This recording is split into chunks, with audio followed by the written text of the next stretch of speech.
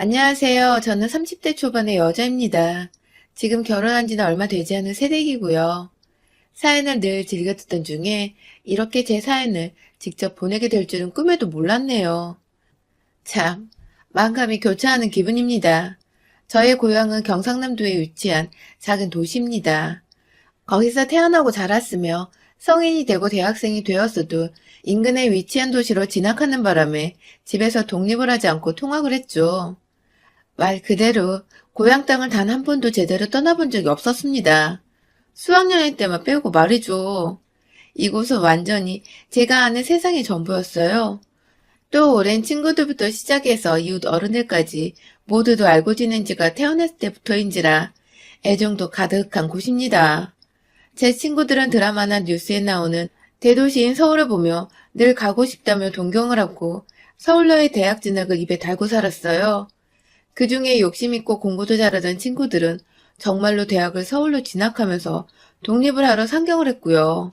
하지만 전 또래 친구들과는 달리 서울에 딱히 가보고 싶다거나 동경하는 마음도 들지 않았었습니다.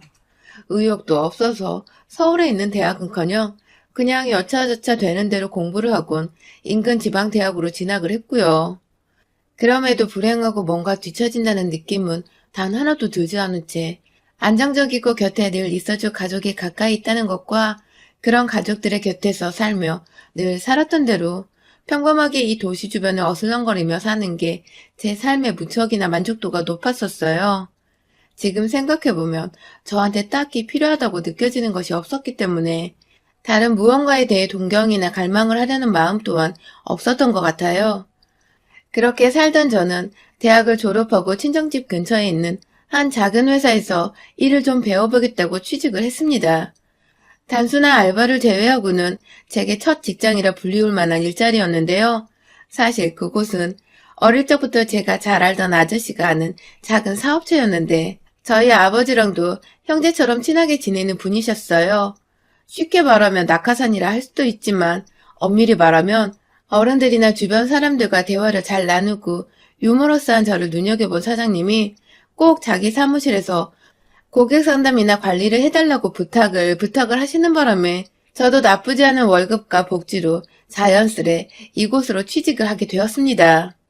덕분에 남들은 피똥 산다는 취직을 저는 또 저희 동네에서 늘 살던 대로 살다가 취직까지 단번에 해버리며 더더욱 성인이 되어서도 이 고향 땅을 벗어날 수 없는 환경을 만들어버렸죠. 뭐 그럼에도 불구하고 불만은 여전히 하나도 없었고요. 작은 건축사무소라고 불리던 이곳은 말이 사무소지 말 그대로 집을 뜯고 고치고 새로 꾸미거나 만드는 인테리어 전문 업체였습니다. 저는 여기서 고객들을 상담하고 시공 예약까지 갈 수 있도록 회유를 하거나 고객을 끌어들이는 일을 맡았었는데요. 완전히 사무실 안에서 고객들을 통틀어 관리하고 있었기 때문에 사무실의 매출은 거의 현장을 뛰는 사장님과 다른 직원들의 노고를 제외하곤 제가 하는 만큼에 달렸다고 할 수 있었습니다. 얼마나 제가 고객들을 데려오고 시공 예약까지 이끌어내는지에 따라 그달의 매출이 달라졌어요. 나름 일을 해보니 점점 의욕이 생기고 다 같이 돈 잘 벌면 또 좋은 게 아니겠냐며 으쌰으쌰 해보려는 마음이 들곤 해서 정말 열심히 일했죠. 누구보다 고객의 말과 취향 등을 가장 먼저 듣고 파악할 수 있는 자리였기에 사교적이었던 저의 성격과도 잘 맞는 직업이라 생각을 했어요. 그러다 보니 규모가 보통 정도였는데 점점 제가 입사 후 해를 거듭할수록 규모가 커지기 시작했어요. 일하면 남는 시간에도 가게 일을 도와보겠다며 남들도 다 한다는 괜히 인터넷 블로그도 만들어보고 SNS 채널도 만들어서 시공 현장을 따라다니며 사진을 찍고 포샵을 하고 올리는 것까지도 제가 다 책임을 지고 했죠. 그러다 보니 점점 저희 업체를 팔로우하는 사람들의 수도 기하급수적으로 늘어났고 몇 번 인테리어로 유명한 채널에 소개가 되기도 했는데 그때마다 거의 몇천 명씩 팔로우하는 사람의 수가 증가했어요. 관심을 가져주는 사람들이 많아지고 또 정말 관심의 대상이 되고 나니 여기저기 예전에는 동네 사람들이나 이 조그만 도시에서 서로 알고 지내는 사람들이 추천을 해주면 찾아오는 게 전부였는데 이제는 건너건너의 도시 사람들도 찾아오거나 문의를 주기 시작했고 잡지 촬영 등 개성 있는 홍보 매체를 탈 기회도 늘어났죠. 특히 제가 사는 지역에서 사업을 하고자 하는 젊은 사업가분들이 업체의 이름을 빌려 콜라보를 하고 싶다며 자신의 사업체 매장 인테리어를 부탁하는 경우가 정말 많았고, 그러다 보니 저도 군데군데 아는 사장님들도 많아지고, 덩달아 도시에서 뜻하지 않게 마당발이 되기도 했죠. 일복 터진 사장님은 제 덕분이라며 저희 친정아빠한테 입이 닳도록 칭찬하고 사셨고, 화끈한 성격 덕분에 보너스도 자주 주셔서 저는 이곳에서의 일에 무척이나 만족을 하며 살았어요. 대단한 직장이 아니어 보일지라도 제가 스스로 이만큼의 만족을 갖고 일할 수 있는 직장이 또 있을까 싶어서 정말 남들이 하나 부럽질 않았어요. 그렇게 열심히 일만 하고 친구들과 먹고 싶은 거 사고 싶은 것도 마음껏 사고 또 간간히 연애도 해보면서 30이 될 때까지 평범하게 고향 땅 안에서 살았는데요. 그러다 정말 인연처럼 나타난 남편을 만나게 되었어요. 경남 토박이인 저를 처음으로 이곳 밖으로 나가 서울에서 살고 싶다라고 생각하게 만든 서울에서 온 남자였던 우리 남편. 정말 사람이 진국이어서 제가 완전히 푹 빠져 있었죠. 현재 안주를 하며 살았는데도 이런 평온함을 완전히 깨트려서라도 함께 살아보고 싶다는 생각이 들게 만드는 사람이었어요. 이런 남편과는 마찬가지로 일을 하면서 만나게 되었는데요. 전국에서 유명하다는 인테리어 업체들을 다 돌아보며 자신의 마음에 드는 가게를 만들어줄 만능 업체를 찾아다니는 게 나름의 취미생활이라 여겼던 우리 남편은 그때도 인근 부산에서 거래처와 미팅이 있어 서울에서 먼 길을 떠나왔다가 그냥 이곳저곳 근처 도심들을 구경하며 인테리어 매장들을 돌아보고 다니던 중이었어요. 그러다 어느 잡지에서 봤는지 친히 저희 가게까지 찾아오게 되었는데 둘이서 상담을 하고 상담을 받기는커녕 대화를 좀 나누다 서로 첫눈에 반해버리고 말았었죠. 눈에 하트가 가득 담겨서 좋아 죽겠는 표정을 숨기지 못했던 그날의 남편의 표정은 아직도 제가 정말 잊을 수가 없습니다. 그렇게 대화를 나누다가 사투리를 안 쓰는 남편이 서울 사람인 것도 알았고, 그러다 보니 이 사람이 살아온 배경이 그곳이 궁금해졌어요.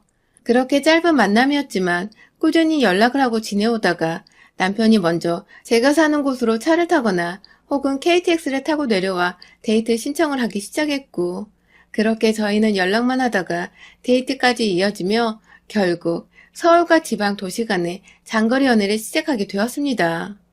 제 인생 첫 타지 남자였고 장거리 연애였죠. 서로의 얼굴을 보고 싶을 땐 못 본다는 것은 정말 고역이었어요. 그럴 때면 서로 하루 종일 핸드폰을 붙잡고 대화를 하거나 영상통화를 하며 밤새도록 시간을 보내곤 했죠. 그리고 주말이 되면 어김없이 저를 보러 와주던 이 남자의 정성을 저는 무려 1년이나 지켜봤답니다. 정말이지 늘 한결같았고 먼 길 찾아 절 보러 와주는 이 사람의 모습이 너무너무 고맙고 또 한편으로 미안하기도 했어요. 늘 남편이 먼 길을 보러 와주는 사람이었으니까요. 하다하다 저희 동네 근처의 전셋집까지 얻어서 살림을 차린 남편은 왔다 갔다 하면서 제게 애정을 보여줬고 그런 남편의 모습을 보며 저도 연애 때부터 가끔씩 서울에 올라가 남편을 깜짝 놀래켜주거나 남편과 데이트를 하며 시간을 보내기도 했어요. 그러다가 자연스레 서로의 가족들에게도 서로를 인사시켜주며 곧 결혼하고 싶은 사람이란 걸 밝히게 되었죠. 저희 부모님과는 워낙 저희 고향으로 올 때마다 데리고 갈 곳이 없어서 제가 동네 카페 여기저기를 돌며 데이트를 했는데 그 바람에 아는 아저씨를 만나고 아는 아줌마를 만나고 그러다 소문이 금세 퍼져서 진작부터 인사를 나누고 알던 사이였어요.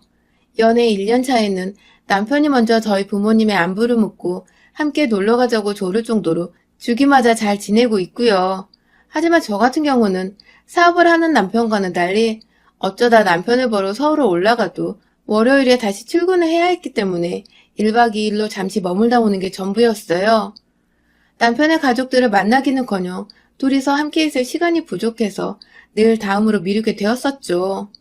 남편도 그것에 대해서 딱히 불만은 없었고요. 자기를 놀래켜주려고 애써 서울에 와준 걸 알기에 오히려 더 고마워하는 편이었죠. 그렇게 저는 남편 따라 서울 구경도 처음 해봤고 남편으로 인해 서울 남자도 처음 만나봤고 결국 결혼하고 싶은 사람으로도 서울 남자의 남편을 콕 찍어보게 되었는데요. 둘이서 결혼을 하겠다는 결심을 하고 난 후 처음으로 서울에 올라가 남편의 부모님께 인사를 드리고 약속을 잡았죠. 그렇게 약속을 잡고 서울 갔던 그날, 시부모님을 처음 뵙던 그날은 정말 잊을 수가 없습니다. 제 결혼에 있어서 가장 큰 장애물이었던 우리 시어머니를 처음 마주했던 날이었으니까요. 있는 게 오히려 이상하죠. 서울에 KTX를 타고 토요일 이른 오전에 도착을 했어요. 역으로 마중 나온 남편의 차를 타고는 늘 숙소로 예약하는 호텔로 갔습니다.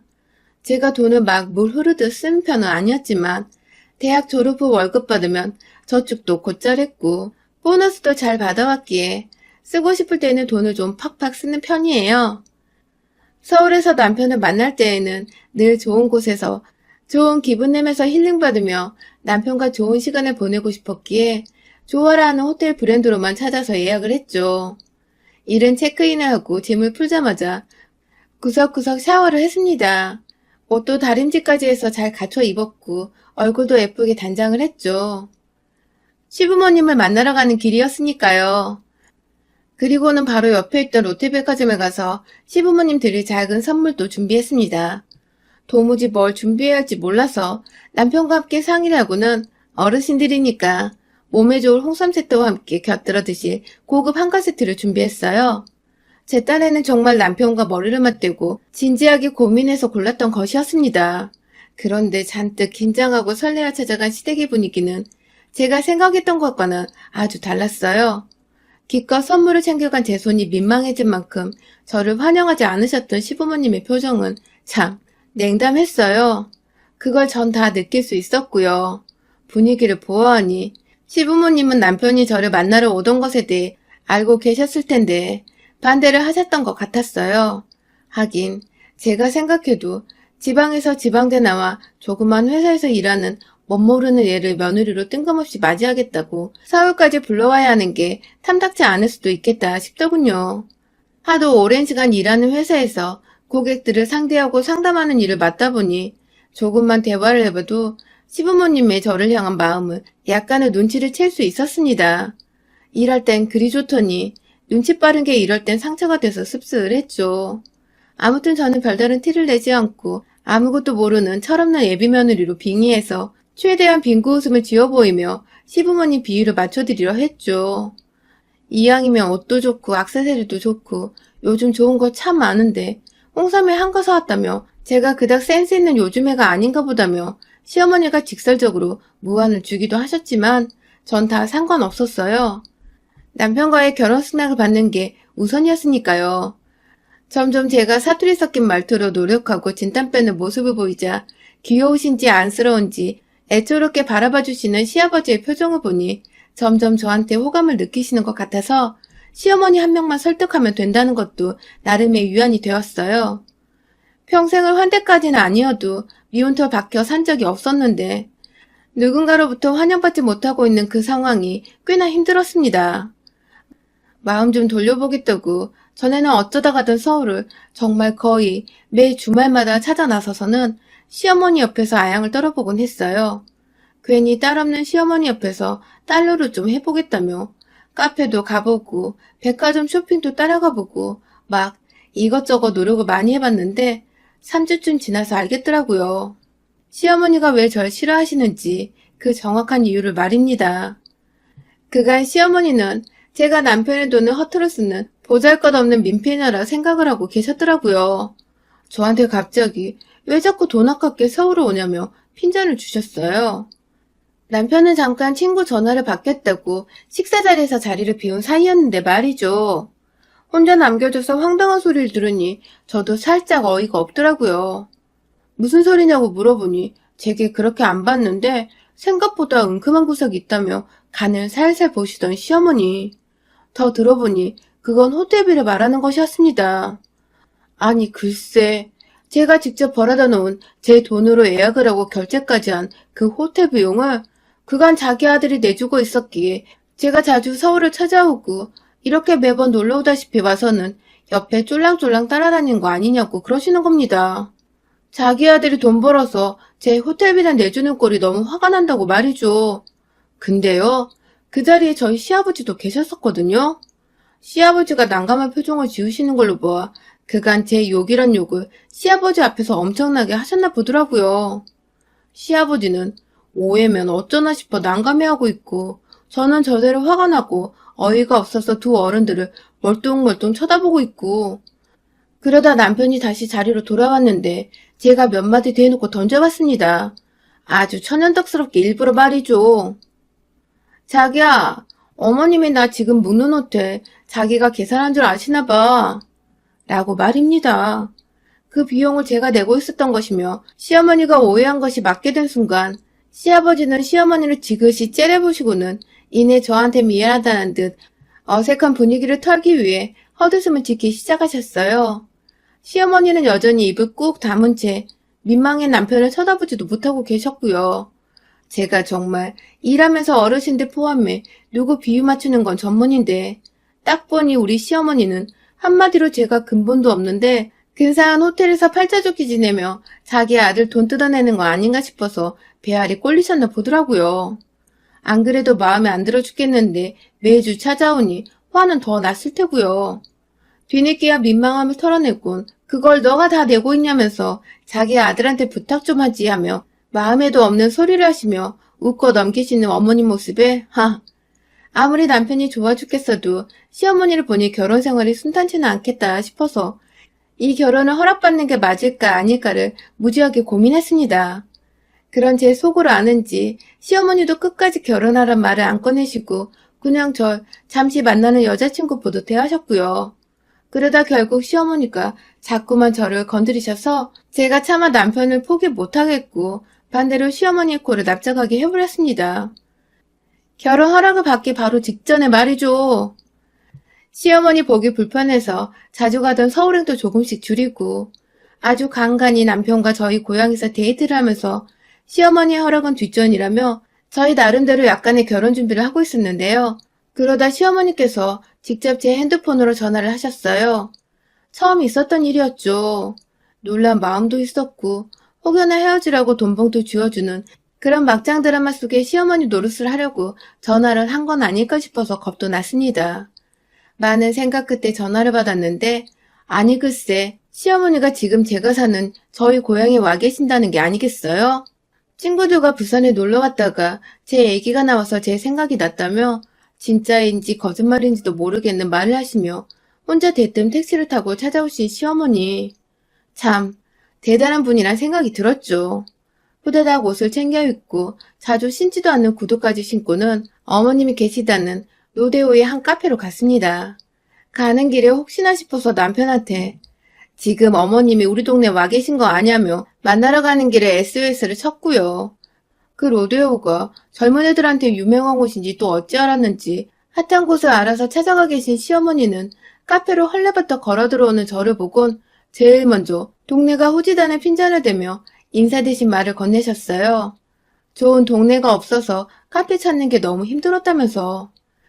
서울 살다 이런 작은 동네 오니까 도저히 답답해서 하루도 못 있겠다며 굳이 큰 소리로 말 안 해도 될 것을 옆에 앉아있는 이 도시 사람들이 다 들을 정도로 쩌렁쩌렁 말하시는 어머님.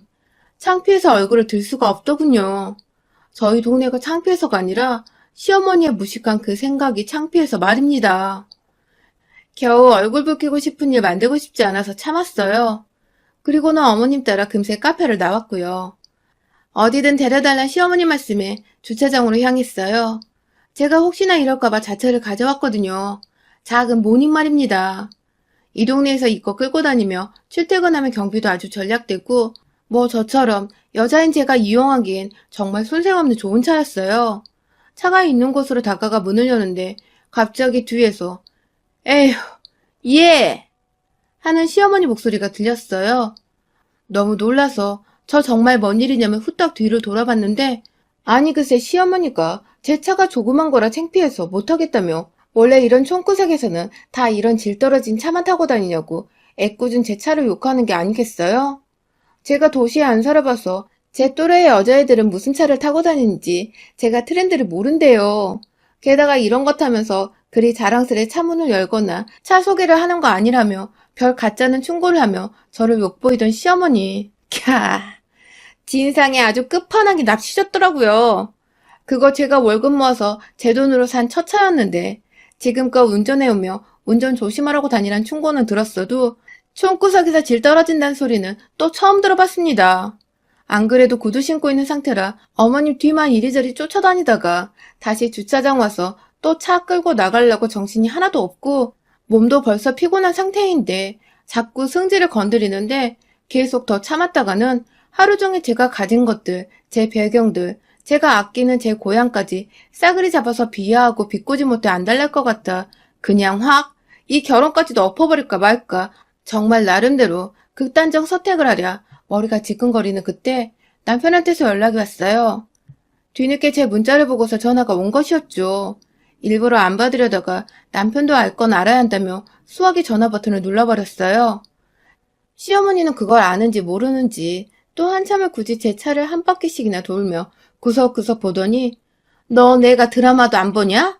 사업하는 남자가 이런 걸 끌고 다니는 여자를 만나면 모양이 서냐며 남편 편만 들어댔고 제가 거기다 대고 제가 운전하기엔 편하고 저렴해서 부담 없이 사용할 수 있다며 대꾸를 하니 주차장 한복판에서 버럭 소리를 지르며 더워 죽겠는데 쓸데없는 걸로 어른이랑 논쟁을 하려 한다며 대뜸 제 말을 잘라먹고 화부터 내기 시작했어요.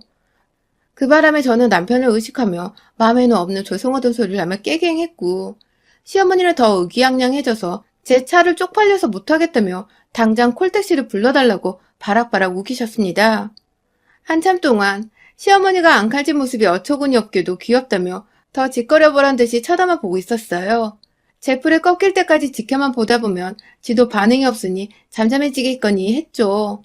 그랬더니 정말 5분도 안 돼서 목 아프다고 물을 사달라는 시어머니. 그냥 그 손에 물 대신 제 핸드폰을 쥐어줬습니다. 이걸 왜 자기 주냐며 도로 가져가 절 주려다 핸드폰에 떠있는 통화 상태 이름이 자기 하트가 그려진 걸 보고는 직감적으로 자기 아들인 거 알았는지 냅다 끊어버린 시어머니. 그런 시어머니 앞에서 도로 핸드폰을 뺏어와 전화를 다시 걸어 남편에게 말했어요. 내가 지금 니네 엄마한테 당했으면 절대 못 잊겠다고. 너랑 결혼 못하겠다고 하자. 먼 서울에서 방방 뛰며 안 된다고 난리가 난 남편. 당장 제가 있는 곳으로 오겠다는데 그래봤자 가장 빠른 KTX를 타도 적어도 4시간은 걸리는 거리였거든요. 못 참겠다고. 정말 나랑 결혼하고 싶으면 너 당장 내가 사는 고향 땅으로 내려와 네가 나랑 같이 살라고 말했어요. 그리고는 옆에서 그게 무슨 말도 안 되는 소리냐며 또 바락바락 기를 쓰던 시어머니. 전 그런 시어머니를 그냥 주차장 한복판에 세워놓은 채 혼자서 제 AMI 모닝을 타고 사라져드리겠습니다. 하고서는 빠져나왔네요. 차 문을 닫았는데도 뒤에서 절 부르며 다급히 멈추라던 시어머니의 목소리가 바로 옆에 있는 것처럼 쩌렁쩌렁하게 들려왔어요. 하지만 전 뒤도 안 돌아보고 예쁜 제 모닝차를 타고 집으로 돌아왔습니다. 시어머니는 그 길로 혼자 어찌저찌 길거리에서 택시를 잡아 부산으로 돌아갔더더군요. 여기 오는 길에도 우아하게 택시 타고 오신 줄 알았더니 알고 보니 친구들하고의 모임도 순 뻥이었고 택시 타고 온 것도 뻥이었고 그냥 부산역에서 버스 타고 저희 고향으로 찾아오셨던 것이더라고요. 버스 타고 오면서 본 로데오 거리를 기억해놨다가 혼자 또 허세 부린다고 나름 번화가 같은 곳에 가서는 서울하고 지방 타령을 해대며 저를 살살 약올리셨던 것이고요. 그렇게 돌아가선 남편과 한참을 다퉜는지 이 모자는 결국 남편이 저 좋아 죽겠다며 저 따라 제가 사는 고향으로 이사오게 되며 완전히 싸움이 종료되었습니다.